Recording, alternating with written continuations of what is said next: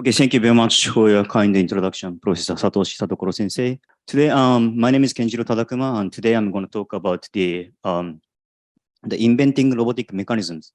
And the keyword of this presentation is the mechanism. And just let me introduce myself just quickly.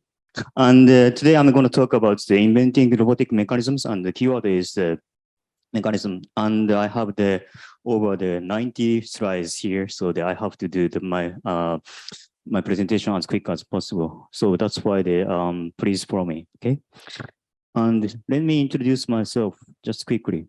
So I really love the mechanisms more than the 3 meals a day. And incidentally, the Professor Shigeo Hirose Sensei, he's my ex-supervisor, also held the talk in this conference.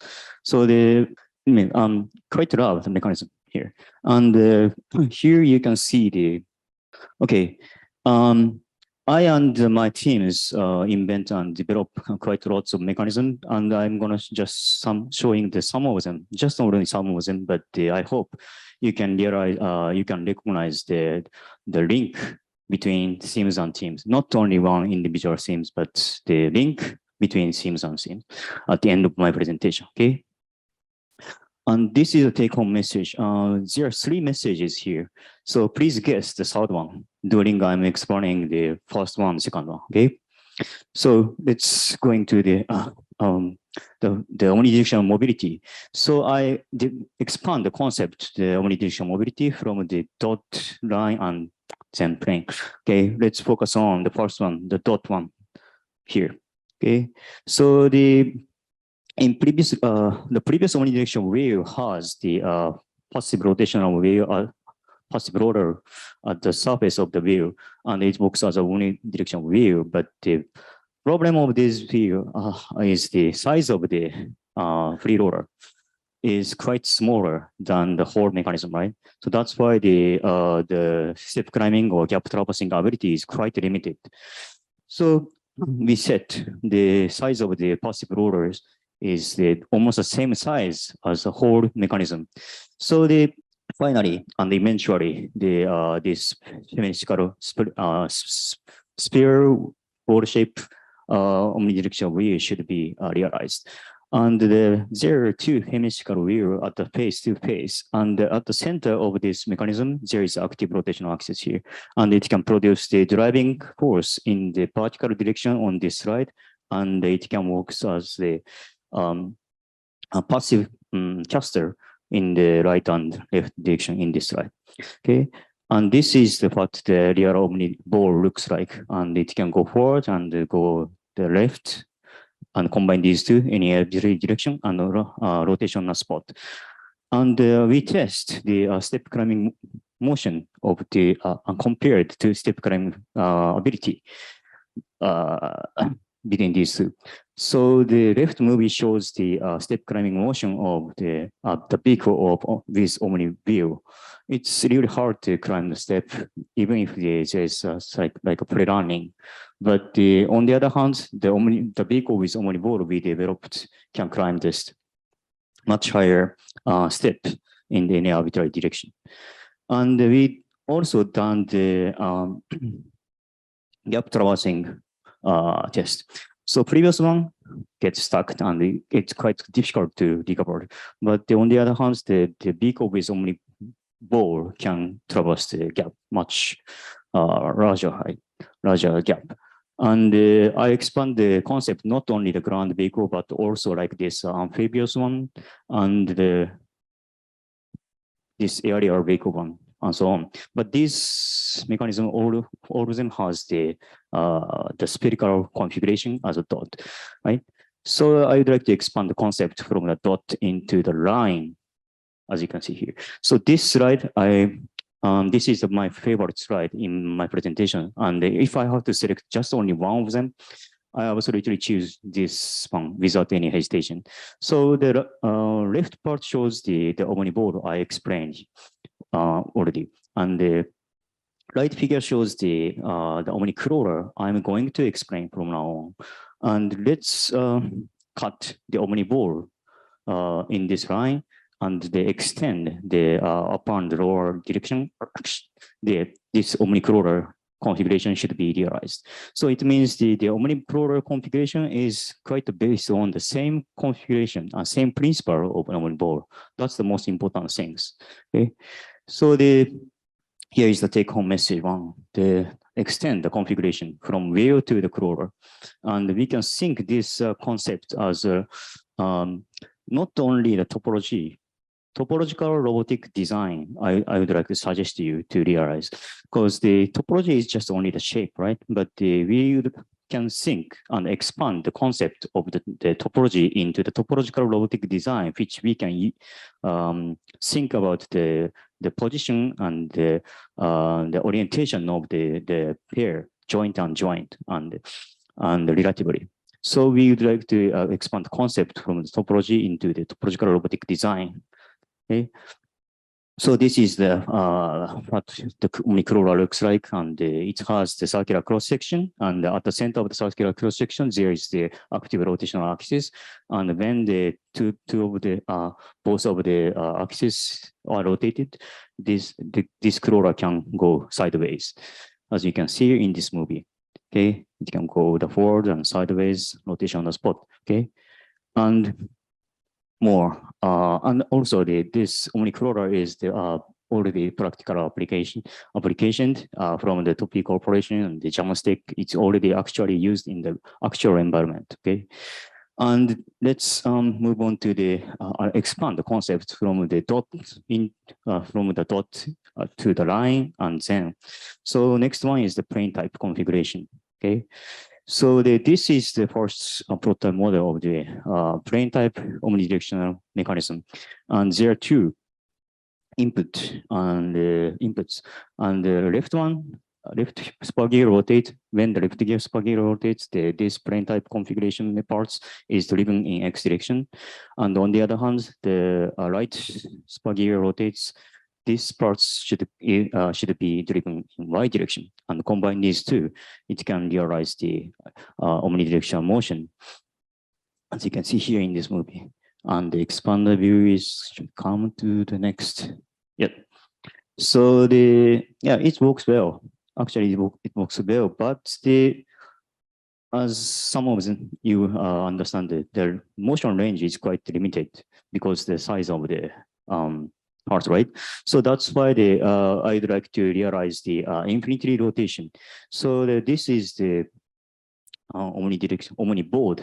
The crawler has the crawler at the surface of the belt, and the point of this mechanism is there are just only two actuators here, just only two. There are many numbers of many crawlers at the surface, but just only two. With this lock chain mechanism, we realized we invented it as a new transmission. So it means not only the whole configuration, but also the new driving mechanism we developing and invent. Okay, and let's focus on much deeper level, the line one. Okay, so unfortunately there is a singular line. The first prototype model of the omnicrawler has the singular line, as you can see here. So I'd like to remove this. This is a theoretical configuration of the torus omnicrawlers, and the much continuous, smoother surface it has, and the driving direction is from inner to outer. Okay, and this is the real prototype model, and here is the AA batteries, and you can imagine the real size of the crawler. Okay, so this is the motion of the torus configuration crawlers, and it can go such a rough terrain or muddy place. Even if even the rough muddy place, it can go. And please keep your eye on at the head of these mobile robots. The skin is go inner to outer, right? So let's think the reverse direction, not inner to outer, but outer to inner, and reverse direction. Okay, we can realize the grippers, because the previous mobile robots negotiate the surface into the environment, but the grippers is just grasp the object and negotiate the object individual from the environment. So from the not only the mobile robot, but also the disk torus configuration mechanism can be used for the grippers, soft gripper. So it can grasp the rectangular cylinder cone and so on. It can grasp. And we put, okay, sorry, the take home message too. So the change the motion direction and change the application is a second message. And let's not only the mobility, but also the grippers, even if the same configuration, it can be used for the another application. Okay, this is take home message too. Okay, let's guess the take home message read during that. Okay, so as I mentioned, this sort of configuration can be used for the mobile robots and the grippers, and we put some stiffness change, variable stiffness function to using the jamming, granular jamming. But our design is just the 3 membranes surface grippers, and just the middle layer we put the granular powder. So compared to the previous one has the granular powder fully inside of the bag, but our design is quite different. So it can realize the much higher deformation without any high pressure. Okay, and it can change the stiffness. And we put this gripper at the head of the snake-like robots, and this gripper can work well because it can open the valves, such kind of various shapes, and it can open the levers and so on. In soft mode, it negotiates the shape into the target object, and the rigid mode, it can hold the target and do the operations. Okay, and not only for the snake-like robots, but also we can put these grippers to the drones and bring some object from the environment. And also not only the gripper, but also we can use this for the landing system. So even if there is not like a flat place like a heliport in the hazardous area, it can land on that sort of poles and so on, and keep the search and rescue mission still. Okay, but it works well. But here is the very big, very large issue here. Okay, so the surface is made by rubber. Most of the soft robots are. So that's why it's quite easy to lift by the sharp object. Okay, so we'd like to solve this problem. So we set the gum protector skin at the surface of these grippers, and it can grasp such a fragile broken glass or nippers and so on by this protection. Okay, and at the same time, we developed not only these grippers but also the wire jamming, as you can see here. So just, how can I say, if we bring the wire, each beads can contact each other and make the stiffness higher. But if you use the spherical ball shape beads, the length of the trajectory should be shorter and shorter. That's why it's really hard to keep its shape. It would like to be the straight. So we selected the ball type shape configuration, and it can keep the shape when we pull the wire.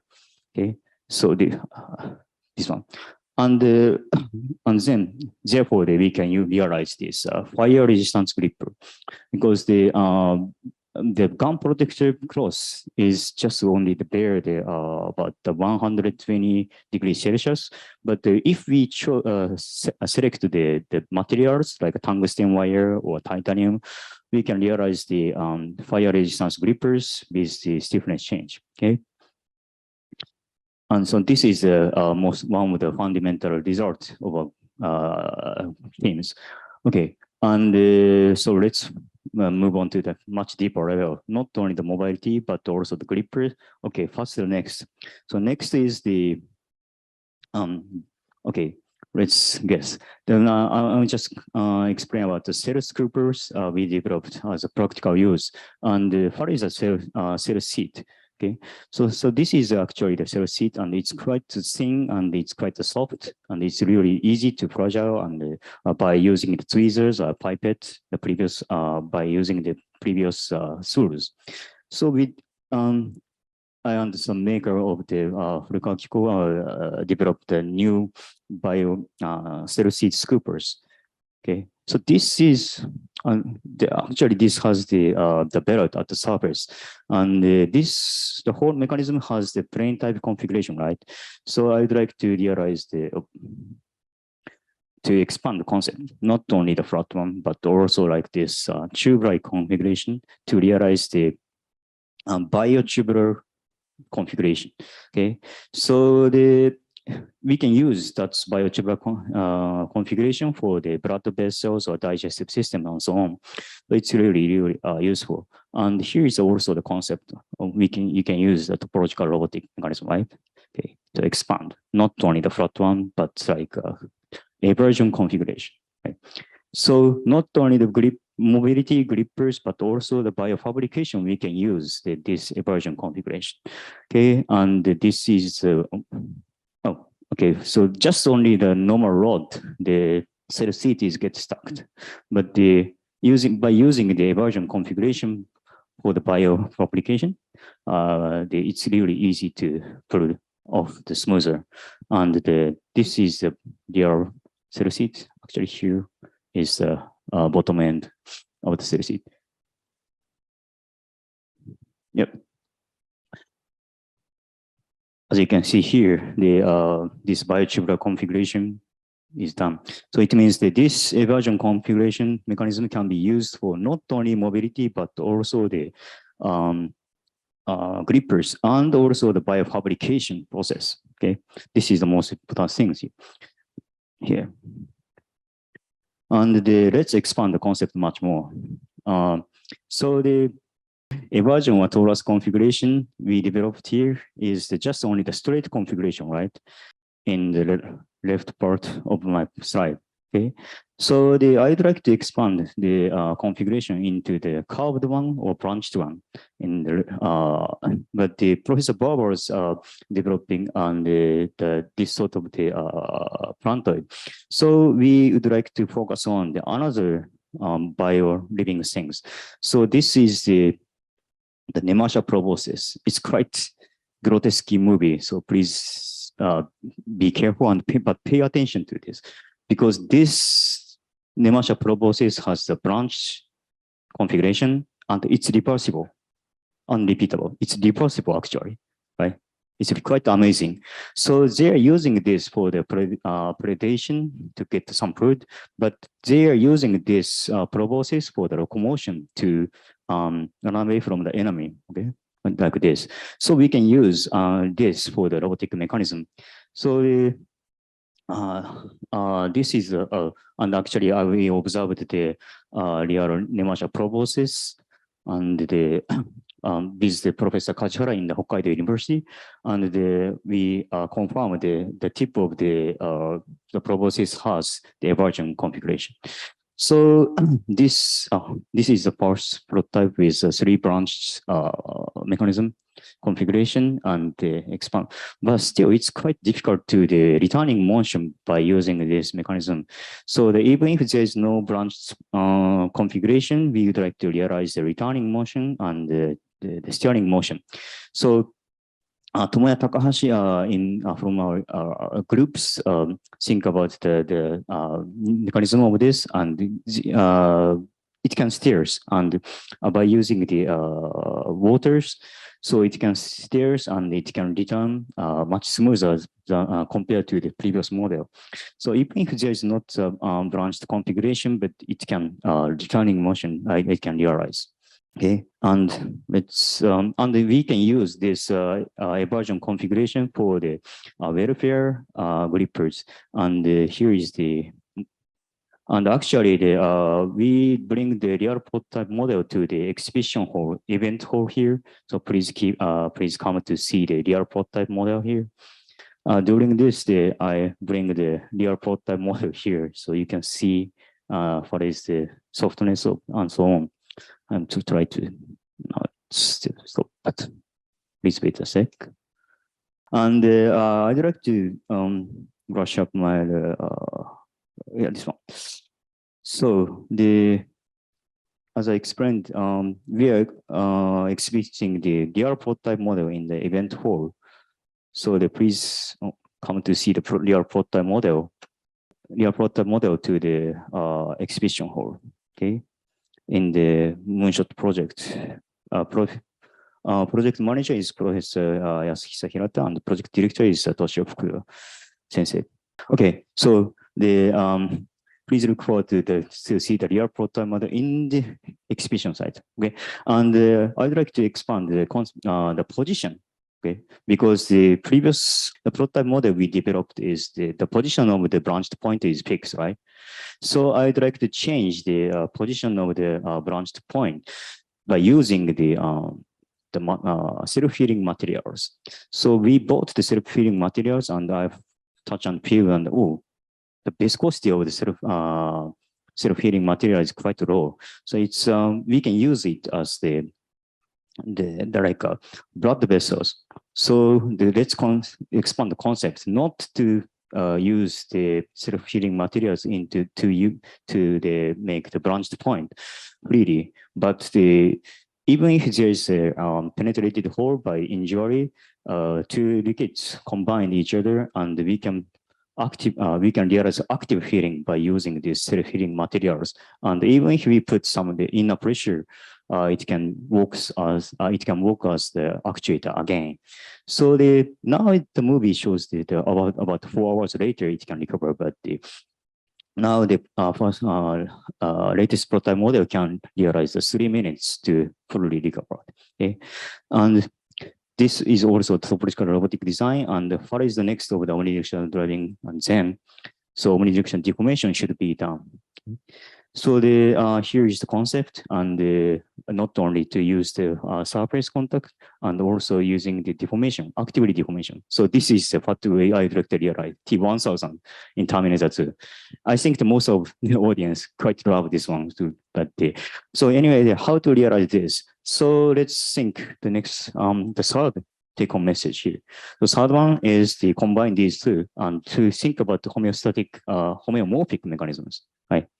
So expand the concept.